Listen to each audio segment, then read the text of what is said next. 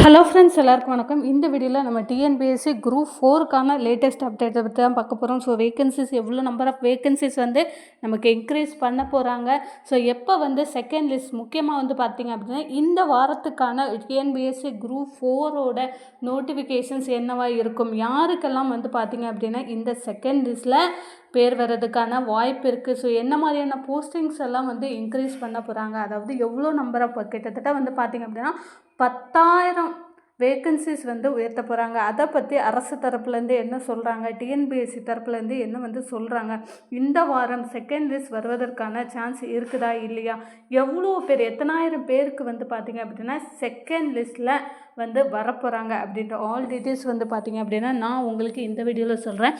அதற்கு முன்னாடி நம்ம சேனலை நீங்கள் ஃபர்ஸ்ட் டைம் பார்க்குறீங்க அப்படின்னா மறக்காமல் சப்ஸ்கிரைப் பண்ணிட்டு பாருங்கள். அப்படின்னா தான் டிஎன்பிஎஸ்சி குரூப் 4 சம்மந்தமான ரெகுலர் அப்டேட் உங்களுக்கு நோட்டிஃபிகேஷனாக வரும். இப்போ வாங்க நம்ம வீடியோக்குள்ளே போகலாம்.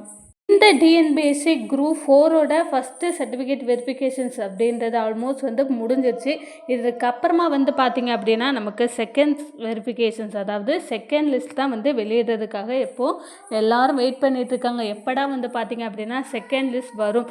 அதுக்கப்புறம் வந்து பார்த்திங்க அப்படின்னா நமக்கு பிஃபோர் கவுன்சிலிங், அதாவது கவுன்சிலிங்ஸ் முன்னாடியே நமக்கு வேக்கன்சிஸ் இன்க்ரீஸ் பண்ணி கொடுக்குறதா வந்து சொல்லியிருக்கிறாங்க. ஸோ எவ்வளோ நம்பர் ஆஃப் வேக்கன்சிஸ் வந்து இன்க்ரீஸ் பண்ண போகிறாங்க, செகண்ட் லிஸ்ட்டில் எவ்வளோ பேர், அதாவது எத்தனாயிரம் பேரை வந்து பார்த்திங்க அப்படின்னா செகண்ட் லிஸ்ட்டில் கூப்பிட போகிறாங்க அப்படின்றத நம்ம ஒன் பை ஒன்னாக ஃபஸ்ட்டு பார்க்கலாம். ஸோ டிஎன்பிஎஸ்சி எந்த தடவையும் இல்லாத அளவுக்கு இந்த தடவை பார்த்திங்க அப்படின்னா கொஸ்டின்ஸ் வந்து அவ்வளோ டஃப்பாக இருந்தது.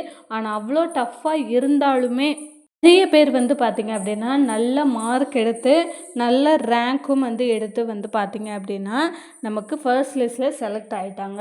ஸோ அதற்கு அடுத்த கட்டமாக வந்து பார்த்திங்க அப்படின்னா நமக்கு செகண்ட் லிஸ்ட். ஸோ செகண்ட் லிஸ்ட்டில் பொறுத்தளவில் நமக்கு இந்த வாரம் கூட வருவதற்கான சான்ஸ் வந்து பார்த்திங்க அப்படின்னா இருக்குது. ஸோ எவ்வளோ பேர், எத்தனாயிரம் பேரை வந்து பார்த்திங்க அப்படின்னா செகண்ட் லிஸ்ட்டில் செலக்ட் பண்ணுவாங்க அப்படின்றதே நிறைய பேருக்கு வந்து டவுட்டாக இருக்குது. ஸோ கிட்டத்தட்ட எவ்வளோ பேரை வந்து செலக்ட் பண்ணுவாங்க, அதுக்கப்புறம் வந்து பார்த்திங்க அப்படின்னா எவ்வளோ நம்பர் ஆஃப் வேக்கன்சிஸ் இன்க்ரீஸ் பண்ணுவாங்க அப்படின்னு கண்டிப்பாக வந்து பார்த்திங்க அப்படின்னா இந்த வாரம் நமக்கு செகண்ட் லிஸ்ட் வருவதற்கு அதிகப்படியான சான்ஸ் இருக்குது. ஏன்னு வந்து பார்த்திங்க அப்படின்னா நமக்கு ஃபஸ்ட்டு செலெக்ஷன் லிஸ்ட்டோட சர்டிஃபிகேட் வெரிஃபிகேஷன்ஸ்க்கான டைம் முடிஞ்சு கிட்டத்தட்ட வந்து பார்த்திங்க அப்படின்னா ஒரு வாரம் 2 வாரம் அந்த மாதிரி ஆயிடுச்சு. ஸோ இதற்கப்புறம் இந்த சர்டிஃபிகேட் வெரிஃபிகேஷன்ஸ் எல்லாம் முடிச்சதுக்கப்புறம் எவ்வளோ பேரை செலக்ட் பண்ணுறாங்களோ செலக்ட் பண்ணிவிட்டு அதுக்கப்புறம் வந்து பார்த்திங்க அப்படின்னா நமக்கு செகண்ட் லிஸ்ட்டு தான் வந்து விடுவாங்க. ஸோ மேக்ஸிமம் வந்து பார்த்திங்க அப்படின்னா இந்த வார இறுதிக்குள்ளே, அதாவது இந்த வார நவம்பர் எண்டுக்குள்ளேயே வந்து பார்த்திங்க அப்படின்னா உங்களுக்கு செகண்ட் லிஸ்ட் வந்து பார்த்திங்க அப்படின்னா கண்டிப்பாக வந்துடும். ஸோ எவ்வளோ பேரை வந்து தேர்ந்தெடுப்பாங்க, ஸோ எவ்வளோ நம்பர் ஆஃப் வேக்கன்சிஸ் வந்து இன்க்ரீஸ் பண்ணுவாங்க, கிட்டத்தட்ட வந்து பார்த்திங்க அப்படின்னா கண்டிப்பாக வந்து பார்த்திங்கன்னா ஒரு 3,000 பேர் அந்த மாதிரியான வந்து உங்களுக்கு செகண்ட் லிஸ்ட்டில் உங்களை கூப்பிட்றதுக்கான சான்ஸ் இருக்குது. ஸோ செகண்ட் லிஸ்ட்டை பொறுத்தளவில் 3,000 பேர், ஒரு 4,000 பேர் அப்படின்னு கூப்பிட்டாலுமே வந்து பார்த்திங்க அப்படின்னா அதில் ஒரு சிலர் வந்து பார்த்திங்கன்னா ஏதாவது சம் ரீசனுக்காக ரிஜெக்ட் ஆவாங்க. மீதி எல்லாருமே வந்து பார்த்திங்க அப்படின்னா மேக்ஸிமம் செலக்ட் ஆகுவாங்க.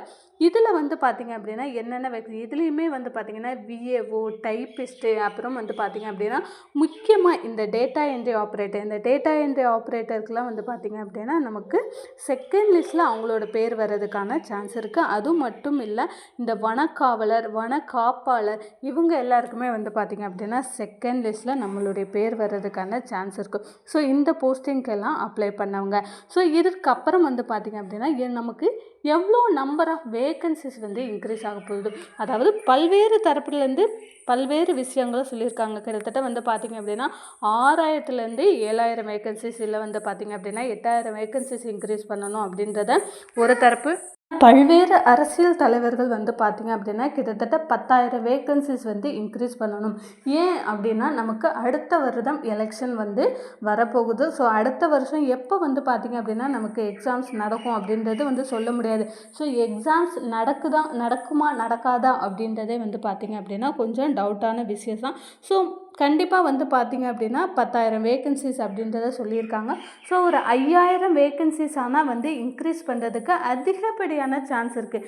ஏன் அப்படின்னு பார்த்திங்க அப்படின்னா நமக்கு இன்னும் டிஎன்பிஎஸ்சி கீழே வந்து பார்த்திங்க அப்படின்னா நிறைய கவர்மெண்ட் துறைகள் வந்து பேசிக்கில் தான் வந்து வர்றாங்க. இன்னுமே வந்து பார்த்திங்க அப்படின்னா மின்சாரத்துறையிலேருந்து நிறைய வந்து பார்த்திங்க அப்படின்னா டிஎன்பிஎஸ்சி தரப்புலேருந்து இன்னுமே எக்ஸாம்ஸ் நடக்க போகுது.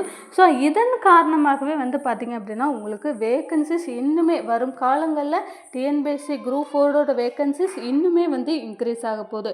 ஸோ இந்த வருடம் இன்க்ரீஸ் ஆகுமா, ஸோ அடுத்த வருஷம் ஆகும், இந்த வருஷம் ஆகுமா அப்படின்னு கேட்டிங்கன்னா கண்டிப்பாக ஆகும். ஏன்னு வந்து பார்த்திங்கன்னா நமக்கு எலெக்ஷன் வரதுனால அடுத்த வருஷம் உங்களுக்கு கடைசியில் எக்ஸாம்ஸ் வச்சா கூட இடைப்பட்ட காலத்தில் வந்து பார்த்திங்க அப்படின்னா நிறைய குரூப் 4க்கான காலி பணியிடங்கள் வந்து காலியாகும். ஸோ அதனாலே வந்து பார்த்திங்க அப்படின்னா நமக்கு வேக்கன்சிஸ் குறைச்சி வந்து பார்த்திங்க அப்படின்னா உங்களுக்கு ஒரு 5000 வேக்கன்சிஸ் கூட இன்க்ரீஸ் பண்ணுறதுக்கான சான்ஸ் இருக்குது. ஸோ வேக்கன்சிஸ் இன்க்ரீஸ் பண்ணுறாங்க அப்படின்னா அதை வந்து எப்போ அறிவிப்பாங்க, அதுதான் வந்து நிறைய பேர் டவுட்டு. என்ன அப்படின்னா நமக்கு ஆல்ரெடி வந்து சொல்லிட்டாங்க. ஸோ வேக்கன்சிஸ் இன்க்ரீஸுன்றது கன்ஃபார்மு நமக்கு பிஃபோர் கவுன்சிலிங்ஸ்க்கு, அதாவது கவுன்சிலிங்ஸ் வந்து நமக்கு டிசம்பரில் நடக்க போகுது. கன்ஃபார்மாக வந்து பார்த்திங்க அப்படின்னா நமக்கு டிசம்பரில் கவுன்சிலிங்ஸ் நடக்கும். ஸோ கவுன்சிலிங் நடக்கிறதுக்கு முன்னாடியே வந்து பார்த்திங்க அப்படின்னா நமக்கு வேக்கன்சிஸ் இன்க்ரீஸ் பண்ணுவாங்க. அதாவது டிசம்பர் எண்டில் உங்களுக்கு, டிசம்பர் கடைசியில் உங்களுக்கு கவுன்சிலிங்ஸ் நடக்குது அப்படின்னா உங்களுக்கு டிசம்பர் ஃபர்ஸ்ட்லேயே, அதாவது ஒரு 15 தேதிகளுக்குள்ளேயே வந்து பார்த்திங்க அப்படின்னா நமக்கு